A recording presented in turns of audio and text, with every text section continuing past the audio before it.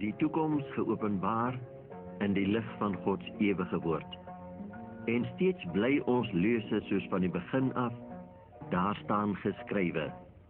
Die Bybel is al lig op ons donker, gevaarlike pad na die ewigheid. Kom ons bid saam. Liefdevolle Vader in die hemel, ons bid U om U spesiale seën op hierdie ons laaste studie, in die naam van Jesus. Amen. Ons moeder Eva was, soos ons voorheen gesien het, die mooiste vrou wat haar seker ooit geleef het. En behalwe dat sy so 'n mooi vrou was, was sy seker ook baie, baie goed gewees. God het haar volmaak geskape, maar toe het sy God se woord betwyfel en die woord van die vyand van God bo kan die woord van die Here aanvaar. Sy was ongehoorsaam aan haar Skepper. En toe sy haar hand uitsteek en van die vrugte pluk en eet, het sy min besef dat sy met daardie een enkele daad die sluise van die hel oor hierdie aarde en oor haar nageslag oopgetrek het. Deur een daad van ongehoorsaamheid aan die kant van Eva en die daaropvolgende daad van ongehoorsaamheid aan die kant van haar man Adam, het al hierdie onheile die planeet binnengestroom. Hoe bitterlik moes daar die twee mense nie gehuil het, toe hulle die pragtige Eden tuiste moes agterlaat vir 'n wêreld van bossies en dorings en onkruid en swaar kry en siektes en ellende nie. En hoe moes hulle harte nie uitmekaar geskeur gewees het, toe hulle lieflingsseun dood aan hulle voete sien lê, vermoor deur sy eie broer nie. Hoe graag sou Eva nie haar daad van ongehoorsaamheid toe ongedaan wou maak nie, maar dit was te laat gewees. Die sluise kon nie weer toegestop word nie voordat haar saad, naamlik Jesus Christus, die Lam van God, dit met sy eie liggaam kom toestop het nie. Hy alleen was by magte om die kwaad in sy opmars deur die heelal te stuit. En hy het dit gedoen met sy eie liggaam, met sy lewe. Daar was 'n tyd toe die twee oudste kinders van Adam en Eva voor die keuse van hulle lewe gekom het. Kain het gedwaal, nie omdat hy 'n ongelowige was nie, nee, dit was hy glad nie.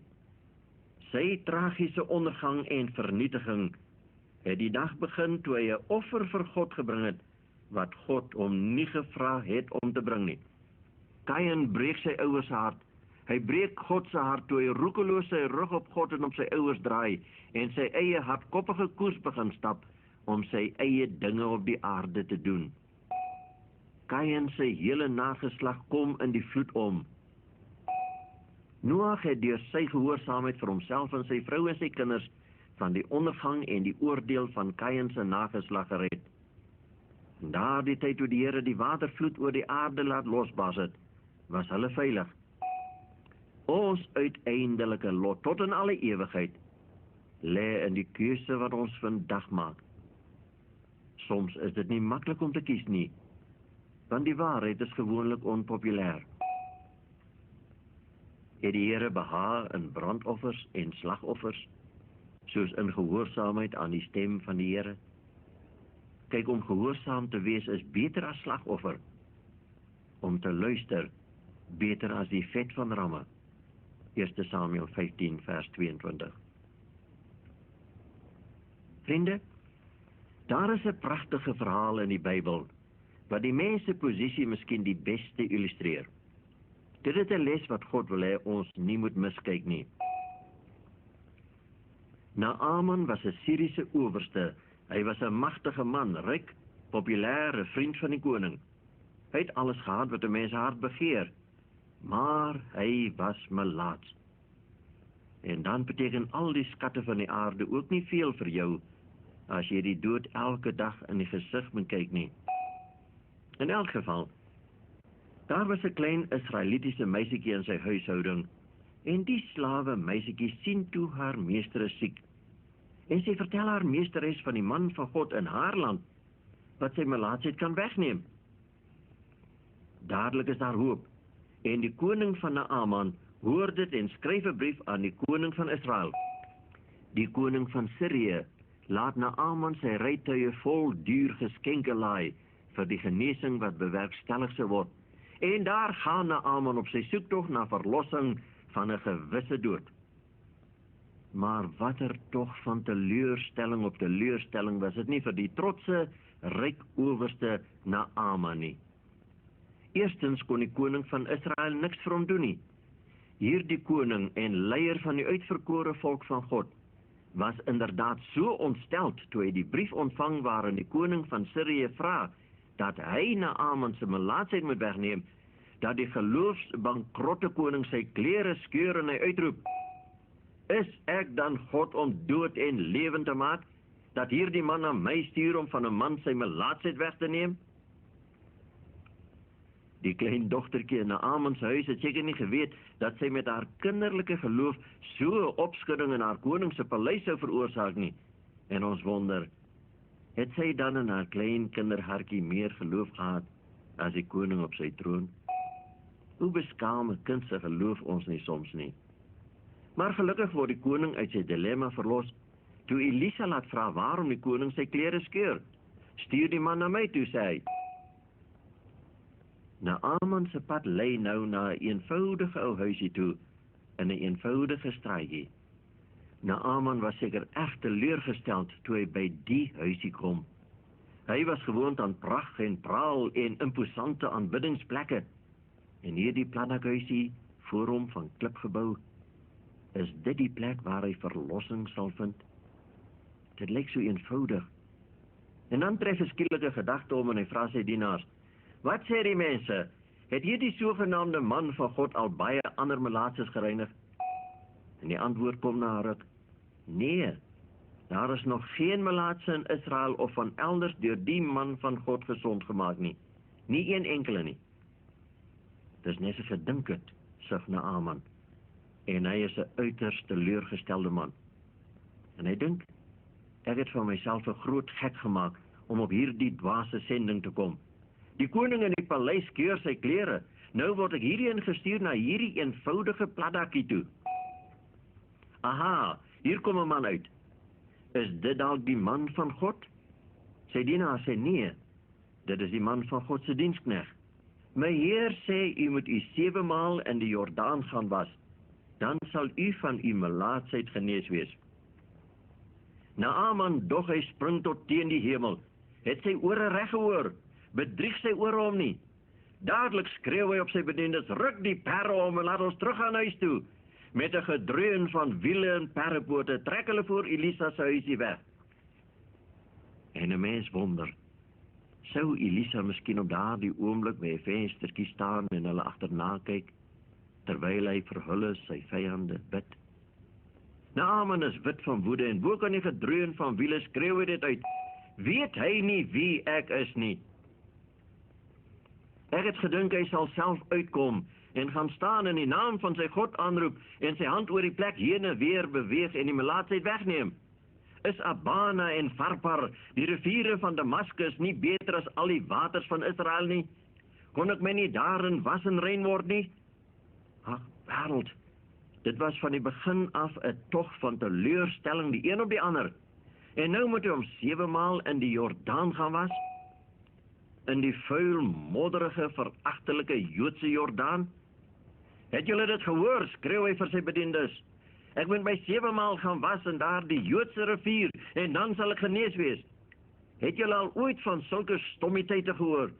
En het hy, die arme man van God, al ooit van die Abana en die Farpar gehoor, die silwer riviere van ons grote Damaskus? Hoekom het hy nie liewer gesê ek moet my 7000 keer in hulle gaan onderdompel nie? Hoekom 7 maal in die vuil modder Jordaan? 7 maal? Nee! Hy kon uitgekom het en sy hand heen en weer oor my beweeg het. Die pad Damaskus toe gaan oor die Jordaan.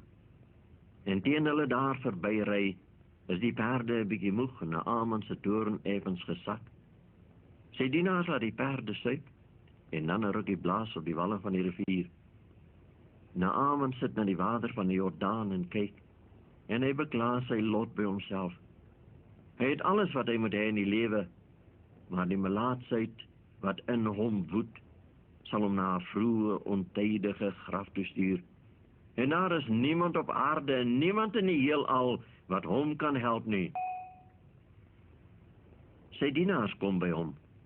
My vader, sê hulle, as die profeet u 'n groot saak beveel het, sou u dit nie gedoen het nie. Hoeveel te meer nou dat hy u gesê het, was jou en jy sal rein word. Naaman sit na hulle en luister, en 'n felle tweestryd woed in sy binneste.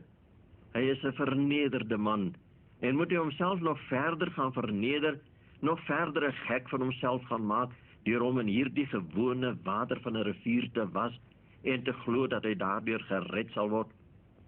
Terwyl die sogenaamde man van God nog geen melaatse ooit genees het nie. Kyk in watter platdakkie woon hy. Naaman sit lank en dink. Dit is 'n klein ietsie wat van hom gevra word. Maar dit tas sy hele persoon se waardigheid aan. Sy status wat hy in die lewe verwerf het. Waarom hierdie vernedering? Hoekom kies die God van Israel so 'n pad vir hom? Indien daar wel so 'n God soos die God van Israel bestaan. En tog, as hy nie hier gehelp word nie, is daar niemand wat hom kan help nie. Niemand ergens nie. As Naaman hom kom kry, gaan hy die walle van die Jordaan af en sit hy sy voete in die water. Modder, soos hy gedink het. Dit borrel tussen sy tone deur, sies. Hy hou nie van modder nie. Hy het groot geword met die kristalriviere van Damaskus.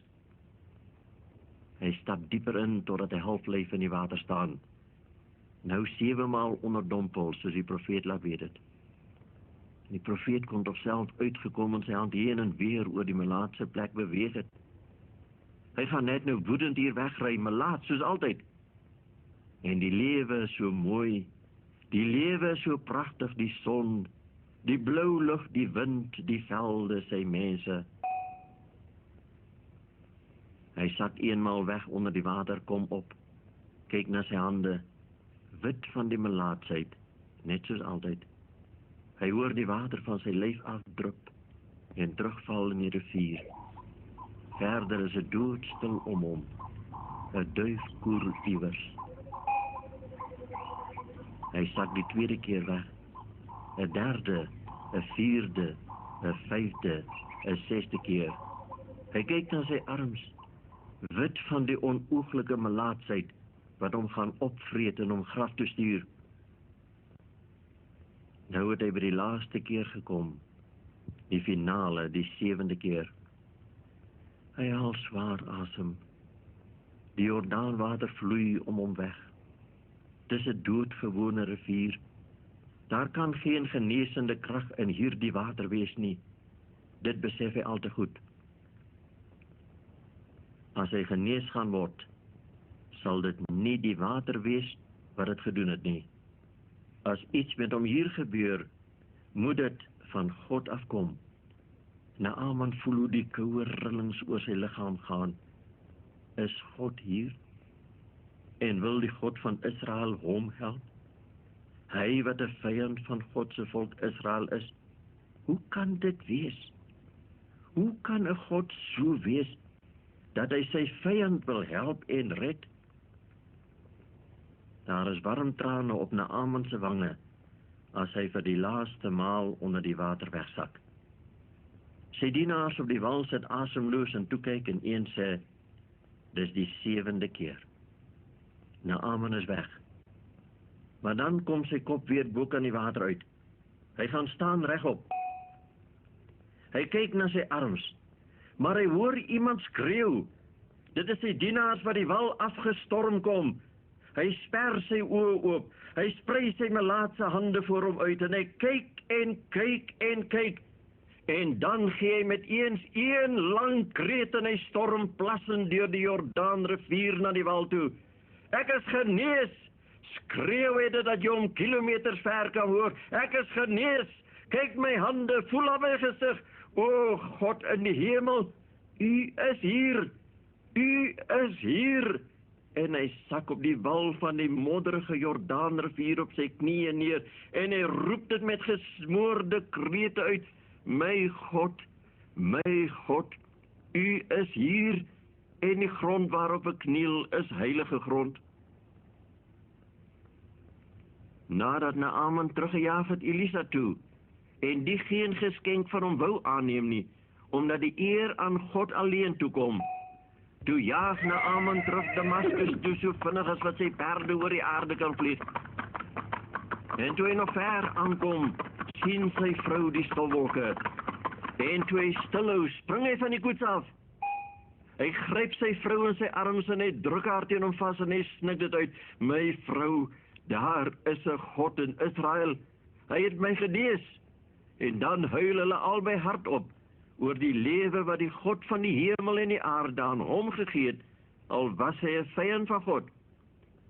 'n rukkie later, deur sy trane van blydskap heen, sien Naaman 'n klein dogtertjie by hulle staan met blinkende oë, en hy gryp haar en swaai haar hoog deur die lug, voor hy haar teen sy bors vasdruk en vir haar sê: nie meer 'n slaaf nie, maar 'n kind in my huis, en net die beste op aarde sal daar vir jou gedoen word.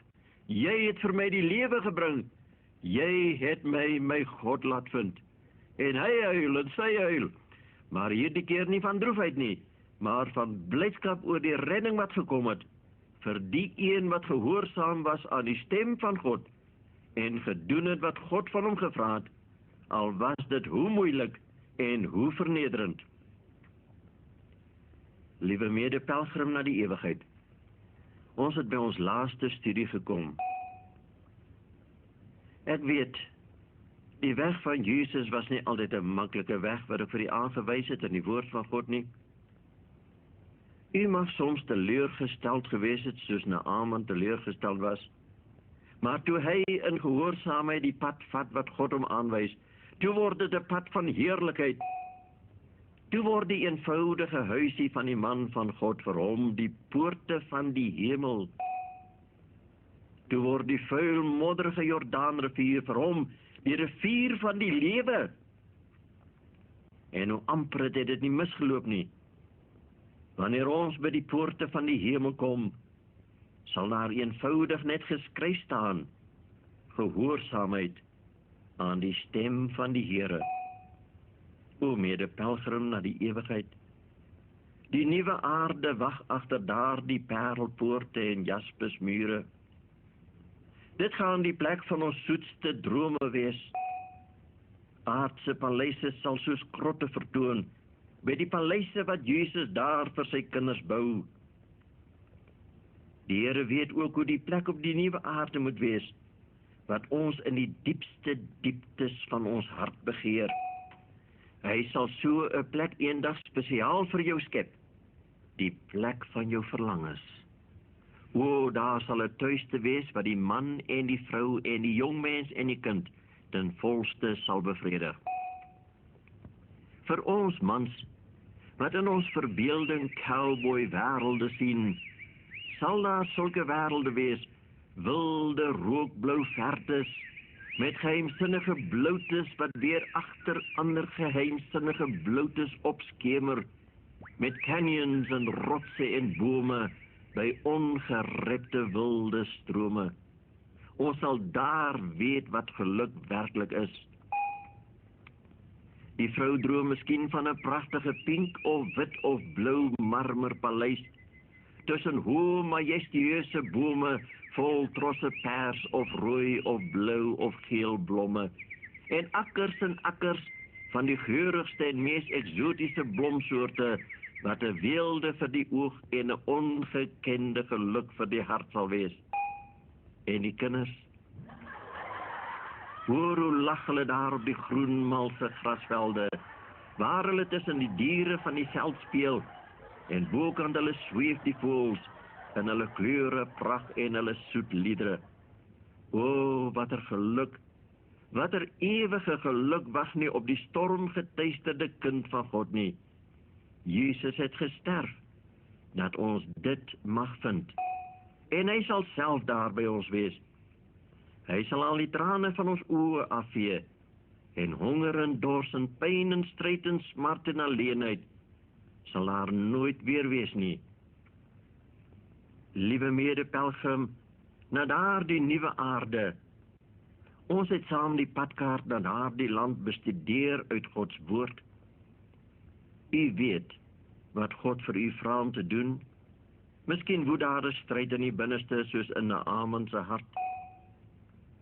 Die Here wag vir u by die Jordaan, by die water, om die melaatsheid van u sonde af te was, om u te genees.